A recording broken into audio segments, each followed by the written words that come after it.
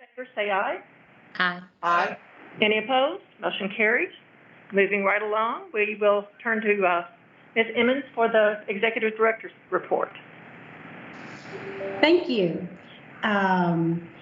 I wanted to mention that our financial management audit for the recently ended fiscal year is underway. They have been here on site a couple weeks ago, reviewing records and interviewing us and all the things that the auditors do, and are continuing to review documents. And so that audit should be completed within the next month or 6 weeks. They are on a busy schedule, so they have a lot of different organizations that they're working with currently, especially due to COVID restrictions. It's a little bit backed up, but we should have that report completed before too long. Also wanted just to mention that we are continuing donor contacts and outreach, being very careful about how we do that in person. We certainly don't want to endanger anyone or have anyone endanger us. So we are focusing as much as possible on some not in-person contacts, written, email, phone calls. We'll be working on our next newsletter, but we have also begun some face-to-face meetings and in-person meetings. I also wanted to talk about our healthcare endowment fundraising that you've heard a little bit about in the past, and Chair Ann will talk more about it, but we are gearing up to do concentrated fundraising for the Healthcare Education to Work Endowment to provide some long-term sustainable income to help with operations of our nursing and allied health programs. The big announcement I want to make is I'm delighted with some volunteer leadership we have who have agreed to help us out. From the board, we have Chair Ann and immediate past Chair John Williams sort of leading that charge for the board. And we are very fortunate to have volunteers, retired physician Dr. Rick Smith and retired physician Dr. James Gwynn as our volunteer leaders for that initiative. So big round of applause. I know you're all clapping and jumping and cheering to hear that news, as I am. We really appreciate their enthusiastic support, and they are enthusiastic. They've been pushing me a little bit. They're a little bit ahead of schedule from where I was. And again, Ann will speak a little bit more about that. Any questions on any of those items before I move into our gift reports? No? Okay. The board was emailed out gift reports in the information prior to the meeting.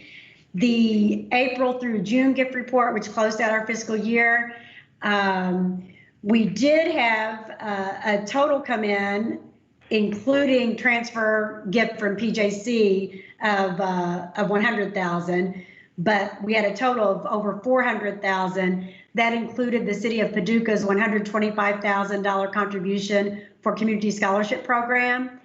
It actually wasn't posted financially until July, but it came in at the very end of June and is on the June gift report because it was for that fiscal year.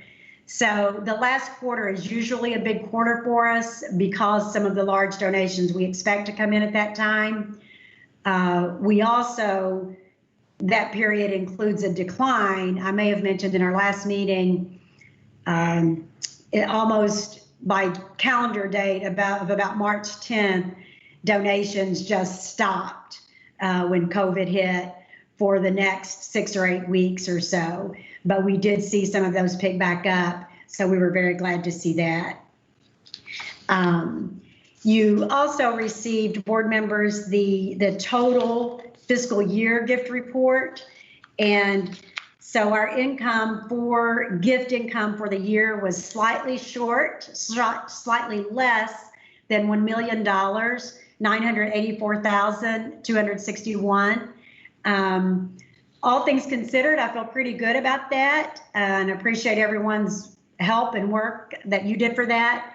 It is down slightly from last fiscal year, but not at all drastically. I'm not sure that, we may still have some effects going into this fiscal year, but I think some of our concentrated fundraising efforts will make up for that. Any questions about the end of year report for the total year? Again, you got the report that shows where key categories of donations, where the donations went. But feel free to hop in with questions. Okay, along those same lines, for the end of the fiscal year, I gave you a brief report, a little summary of what, actually, Clay, I think these are all in the binder if you want to move up some of the slides. Yes, you can move on through those.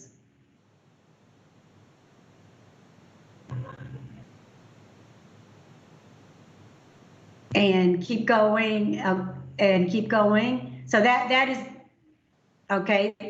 That is the end of year gift report that's showing now.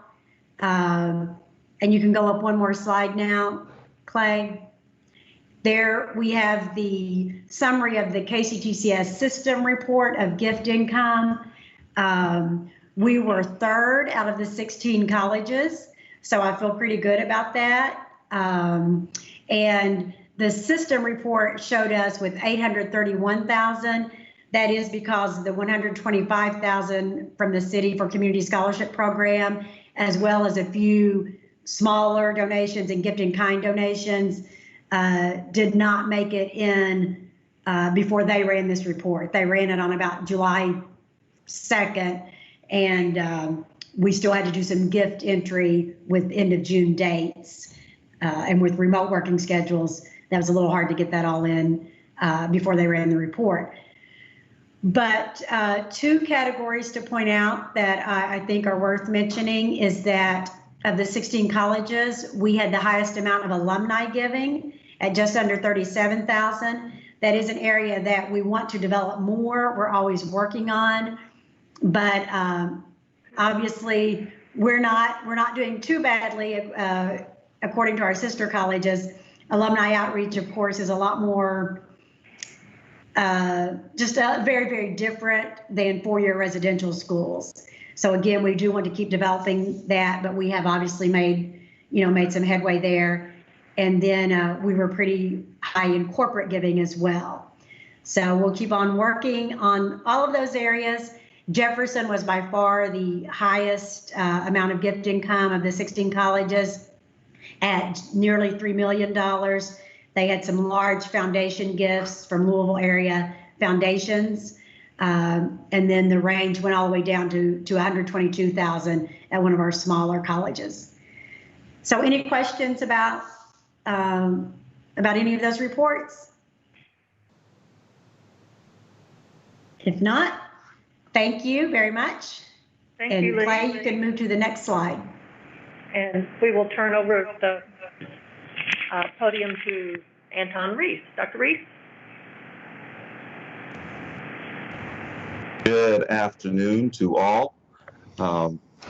It gives me great privilege and pleasure to introduce our new CAO, Dr. Upinder Mehan, who joined the WKCTC family July 15th. And if you do the math, he's been with us now for a quick month and a couple days. So we are thankful that he's still with us.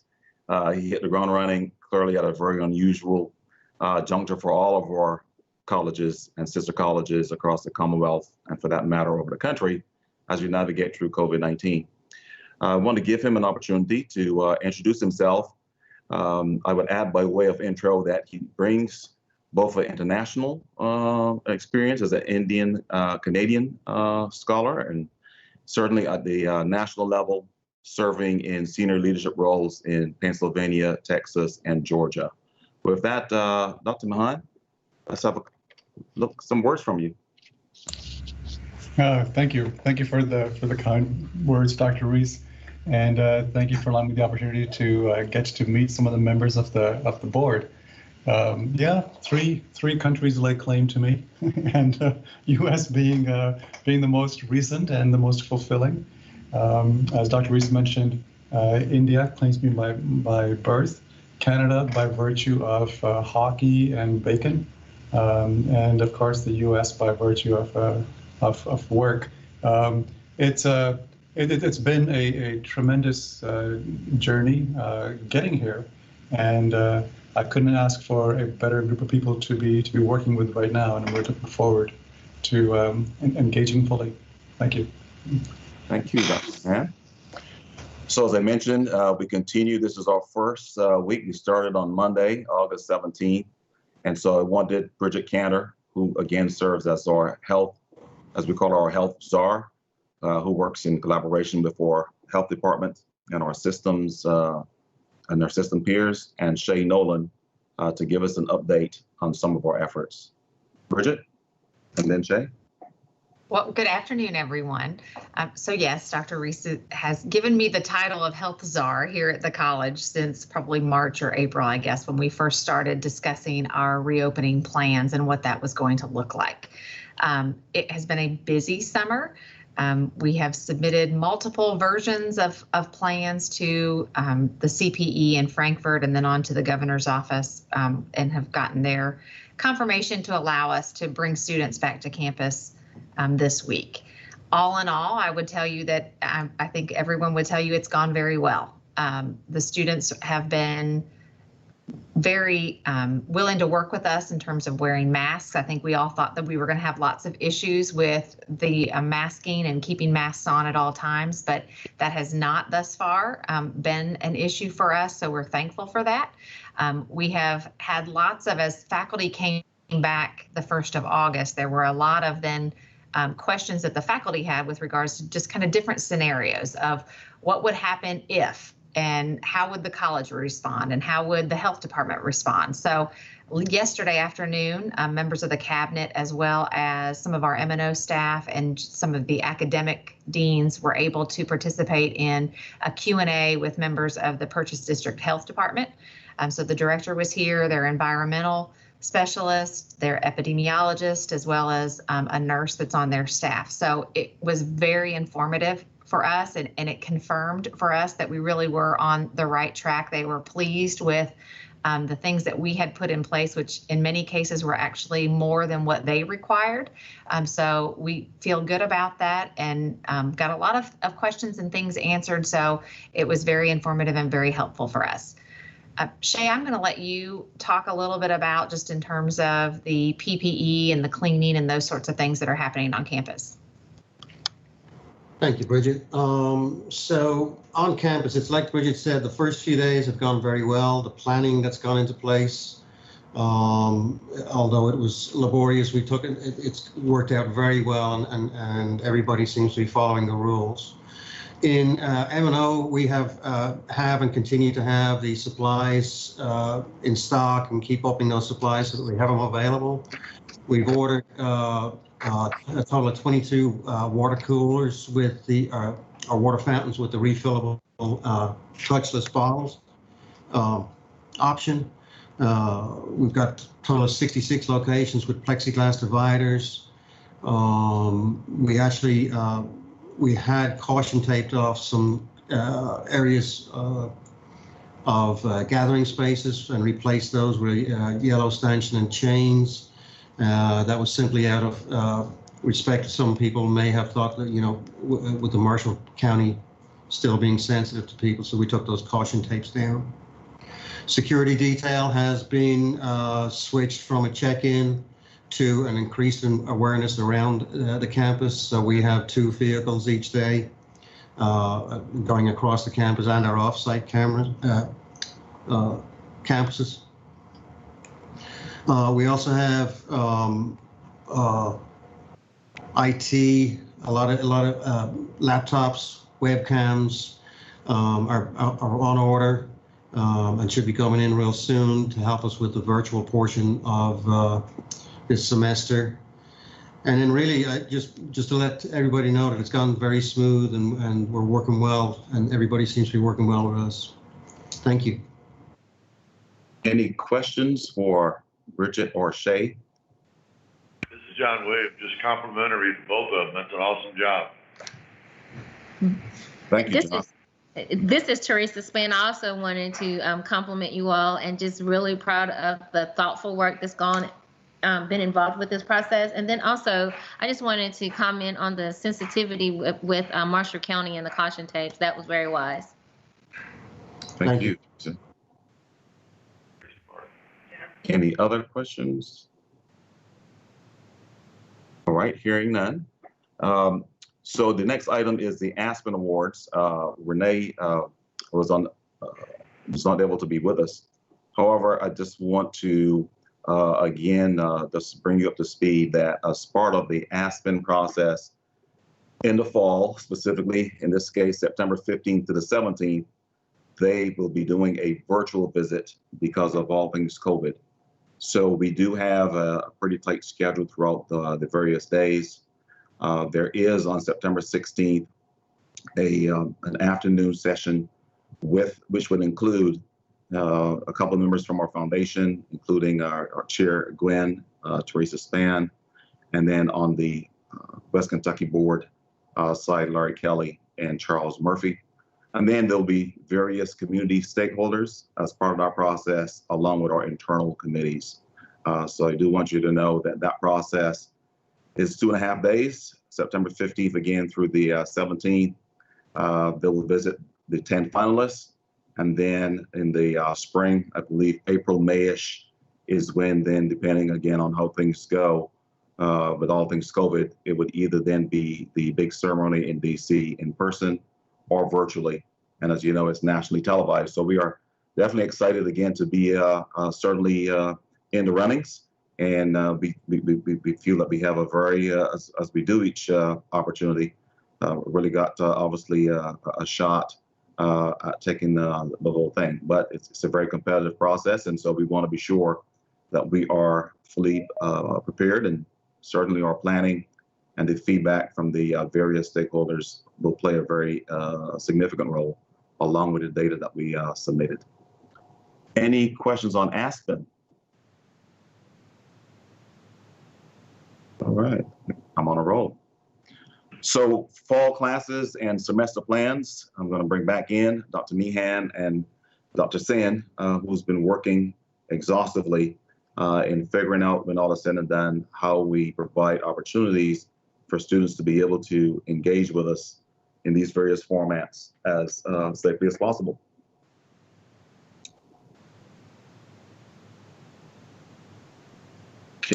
I was muted. No, I'm not muted. All right.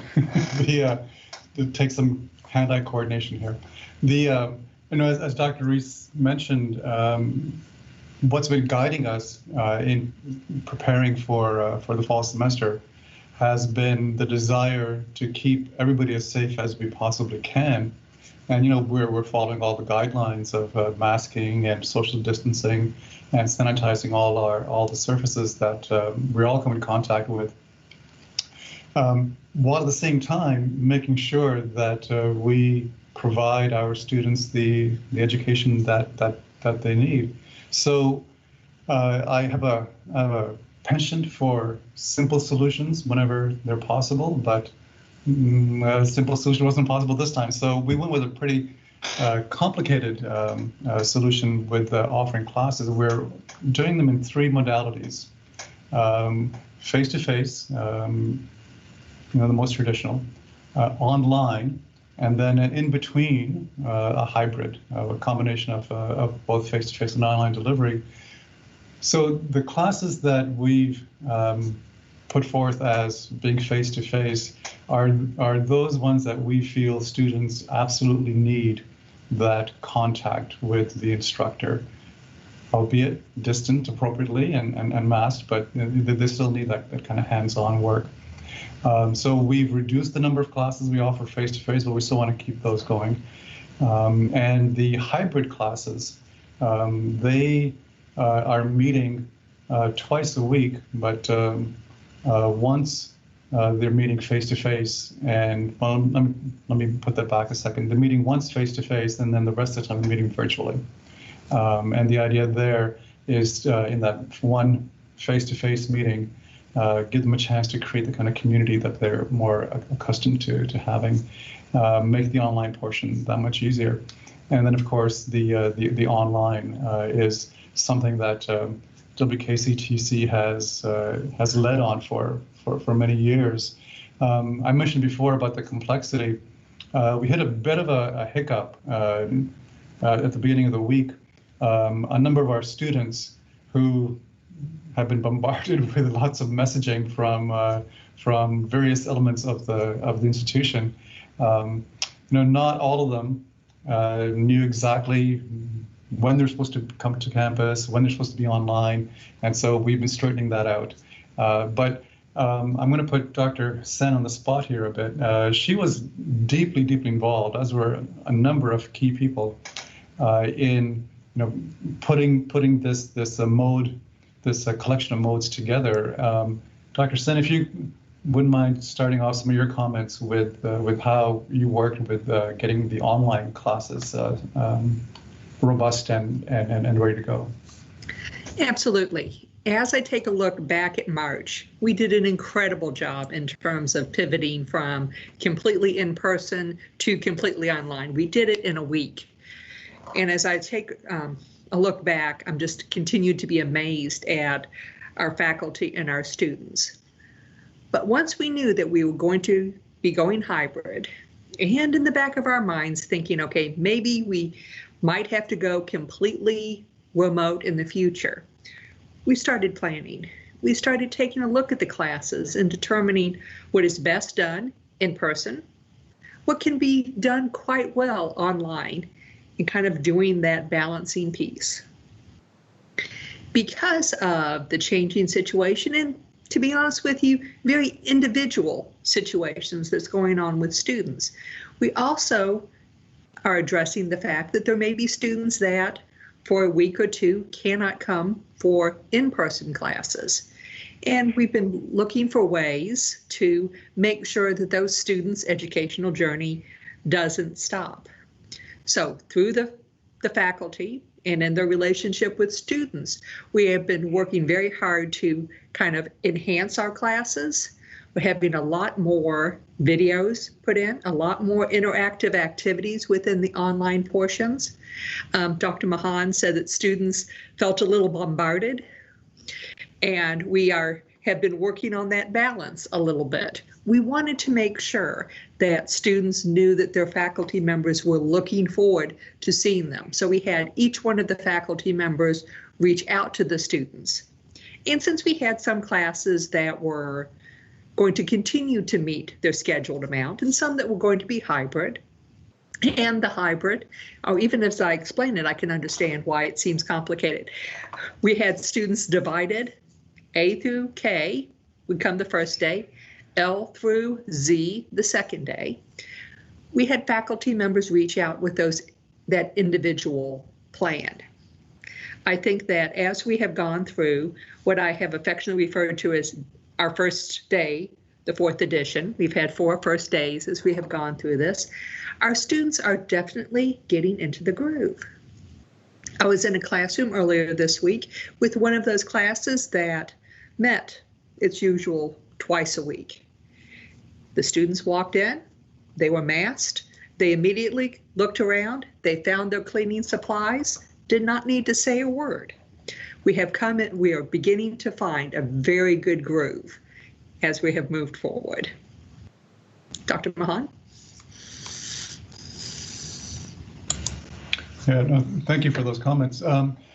We've been really cognizant too of the fact that our students are going to continue to need the various kind of wraparound services that we provide normally. And so we've been working really hard to make sure that whatever needs we've become aware of, and every day it seems like we discover something else, but we've done a lot to prepare to make sure that the technology needs of our students are met, to make sure that the tutoring services are in place. We really need to see more so than ever a combined effort across student services, across academic affairs, and how those three things come together. I'm starting to refer to the 3 R's here. We want to recruit, we want to retain, and we want to release our students, and we want to do all those things really well. So I'll echo what Dr. Sen said. We are off to a really good start, and a number of us were concerned that this semester will be quite a change in the culture for our students, how they normally go about their activities, and we're seeing some really good early successes. So.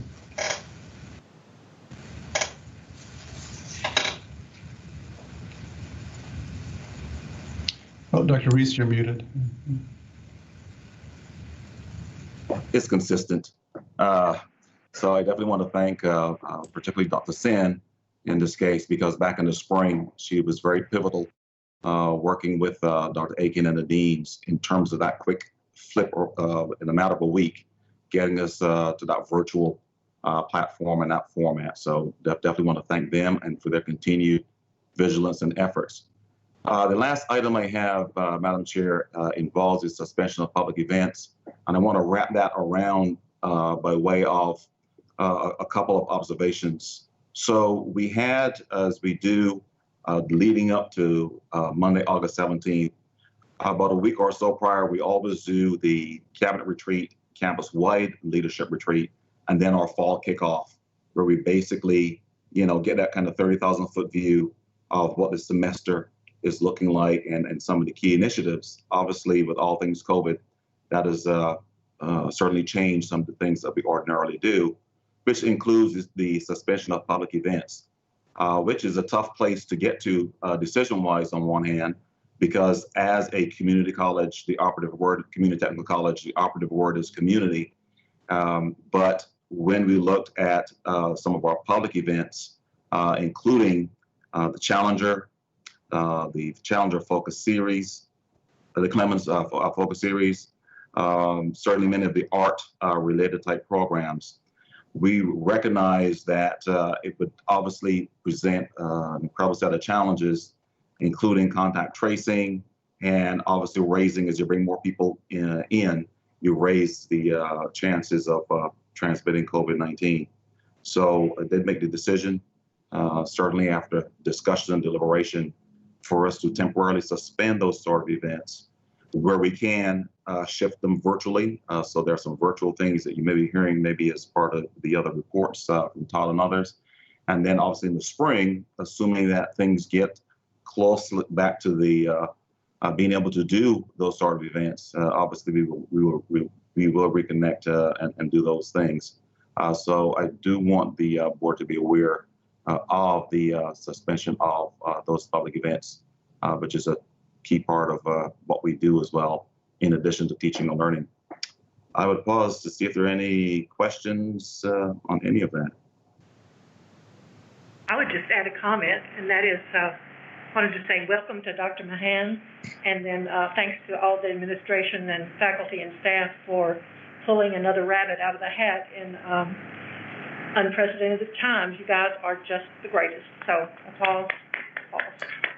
Thank you so much, Madam Chair, on behalf of the team. And as I see Shay Nolan, I would be remiss if I didn't add that the operations side of things, security, M&O, IT, or beyond, we use the term essential. Dr. Mahan probably got a stronger word on essential, but we would not be able to do what we do without their support. So thank you so much. Great teamwork. I guess we shall move then on to our supplemental reports. I believe everyone has received a written synopsis from Melissa and Todd and Paul. Paul will not be able to be here, so you'll have to rely on his written report, but we'd ask Melissa first to just do a recap of what you sent by mail out to the directors, and let us know how you're faring. I know you're in Kansas. Yes, I am in Kansas. I'm at my mother's. She had open heart valve replacement on Monday, and she is doing great. She's unhooked for everything and walking around. So I imagine she will be home probably tomorrow. So I plan to be here another week. So thanks for those of you that your thoughts and stuff if you've seen it on Facebook. So the Challenger Center, we are under the suspension of public events mandate, which creates some challenging times for the Challenger Center. And so, as you know, our summer 2020 was also canceled, and we did several things. We did some launch parties with a lot of the SpaceX happenings and the Mars rover happenings. We started an Ask a series, and so far we have had Colonel Terry Wilcutt and Rebecca Wingfield. And starting next week, we'll be advertising Dr. Jim Green. He's NASA's chief scientist. I'm very excited about that. That's a big deal. Terry Wilcutt set that up for us. We did our Challenger Summer Blast Packs, and basically I like to call it Camp in a Box. Those went over very well. And several other Challenger Centers kind of followed suit with us. So that was very complimentary also. We had 6 different kits, 3 in June, 3 in July. And the kits included all of the supplies they needed to do 4 activities. We provided an introductory video, and we did a follow-up Zoom. So Jennifer and I are getting very good at making videos. At least we think we are. The TV department might not, but we're getting good at those. So fall, we have been making plans, and then the plans have been changed, and we've made more plans, and the plans have been changed just like everybody else. So where we're at now is there will be no on-site school missions, which is probably kind of a moot point anyway, as schools probably won't be taking a lot of field trips. So so we are going into the virtual world. We, some of you may recall several years ago, we did a program called eMissions. We are training, as soon as I get back, we're training in those to revive those and bring those back. And then the National Challenger Organization is creating 2 virtual mission programs that complement our on-site missions, and we really hope to use a lot of those. They are supposed to roll out towards the end of August, and of course we'll have to train and get those set up. And although the revenue will not be as much as missions, there will be revenue on that. We're using the time right now to upgrade the simulator. We're moving to a whole new software platform again, and so a lot will go into that, a lot of training, and it's nice to have a little bit of breathing room to do that. We are planning to offer a virtual Club Challenger. We'll start working on that this week. And we have several ideas running around. I had a brainstorming session with our entire staff right before I left. And so I'm working with Kevin on kind of directing those to where they need to go, anything, just maybe a few fundraising events to different things. So those are very much in the infant stages. Brainstorming, I told the staff no idea is a bad idea at this point. So that's where we're at. But in short, we'll be ready to offer something. Whatever we can, we'll step up and keep the Challenger in the forefront of the community and schools. So any questions for me? Sounds like you're doing a wonderful job. Please tell your mother that we're glad she's doing so well. Thank you. Todd, let's move on to Clemson. Okay. Hear from you. It's good to see and hear everyone. So the Clemson Fine Arts Center, as Dr. Reese said, and Melissa also, we are not going to be holding any in-person events during the fall, and working towards presenting some performing arts in the spring. The box office is still going to be open. We're still going to be talking with patrons and keeping a presence out there in social media. But as far as any in-person events, we're not doing that to have an audience here.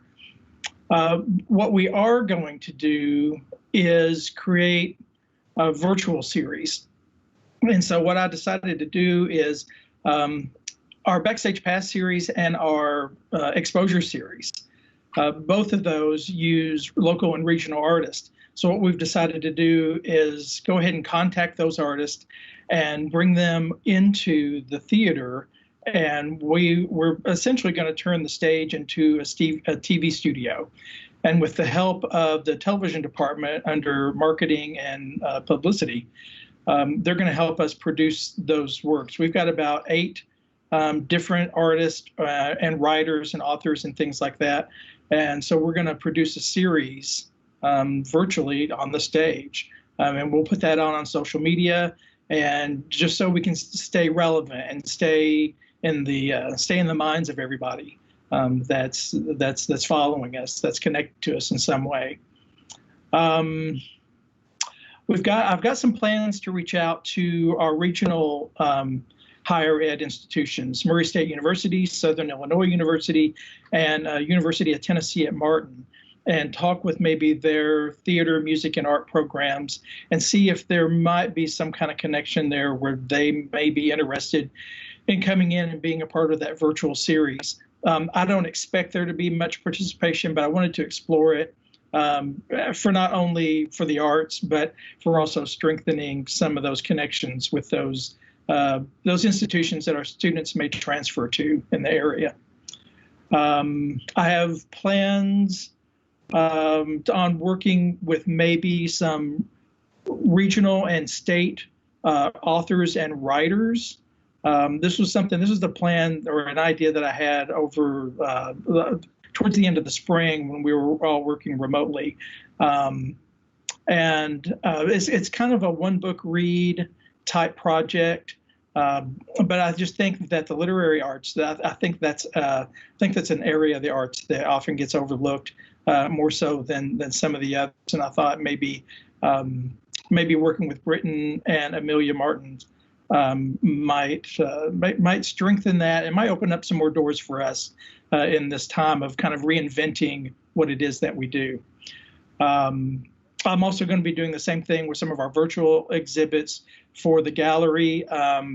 Johanna Komisak and I were talking about her father, and we started discussing maybe the idea of having a virtual photography exhibit of her father's work.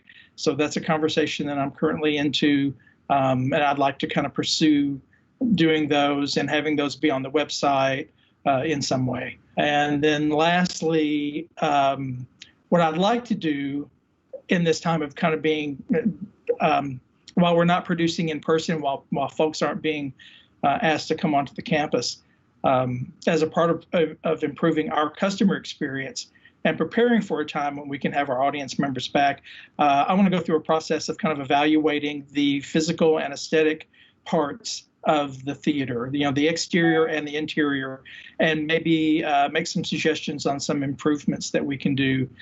So when we have folks back, it's welcoming, but maybe it's something a little different, something that people can kind of get excited about. And that's it for my report. If you have any questions, please let me know. Thank you, Todd. I think one of the things that sets this campus apart and makes us gets us noticed by the Aspen Institutes of the world is that when the going gets tough, our staff gets creative, and we rethink the way things are done, and it's that disciplined passion for teaching that the cream rises right to the top. So thank all of you for all the artistic things and scientific things you bring to campus. Lorraine, it's up to you now on finance, moving right along.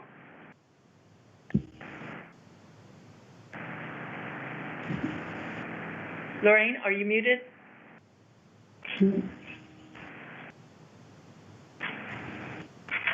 Jill? Is Lorraine on? Clay, you can go on to the next slide and show those budget reports while we're seeing if Lorraine can get on. I think I'm okay now. Can you hear me? You need to speak up just a little, please. Okay, the Finance Committee did review the May and June budget reports, found them to be all in order. So we offer that finding, and Ask for a motion for the finance reports to be accepted. We just will file those reports for audit with our accountants. Okay. And is there any other thing from the Finance Committee, Lorraine, that you want to report on? No, that's it. That's it.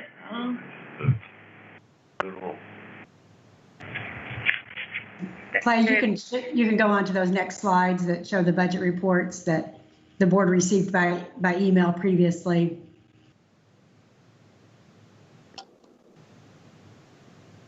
And you can page on through the next one.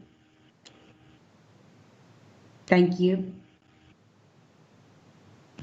I'm hoping everyone has had a chance to review those that were sent out by mail earlier.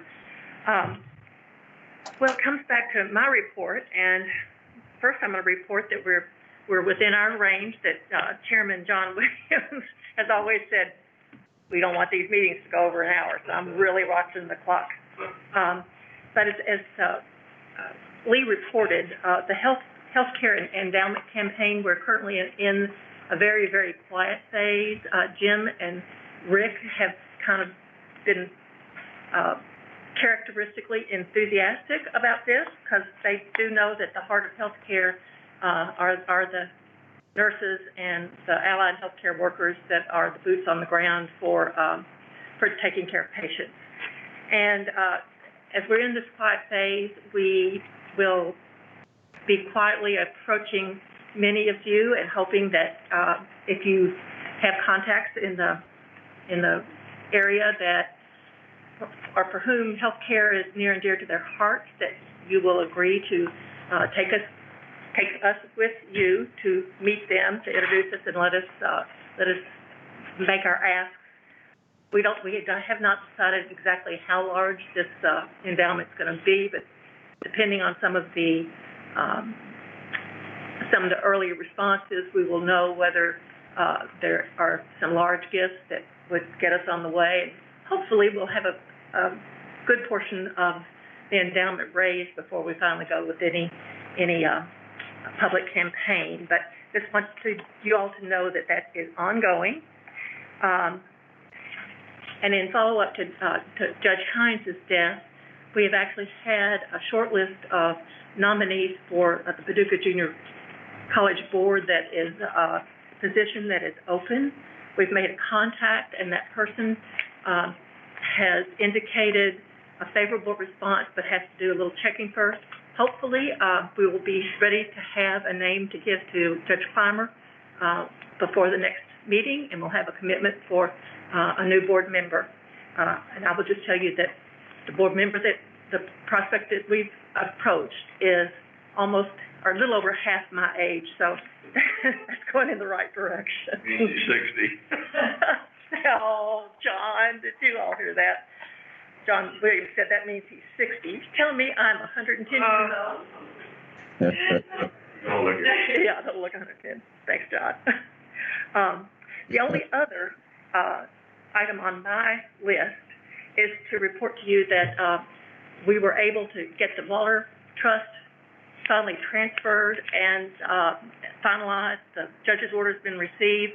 The income that will come to us as a result of the transfer of those assets to PJC, the accrued income this year is $37,916, and we have expenses of $2,005 to come out of that. So that will be right under $36,000. That will come at a very good time. And I think and for me, yes, Lee. I'll interject for the board. The value of the ownership of the mineral rights, the deed is valued at just under $125,000, and then if there's drilling, is when we get some annual income from that. So we will own that asset always, and then annual income only if there is income from drilling, and that the income does come in as unrestricted funds. Yes.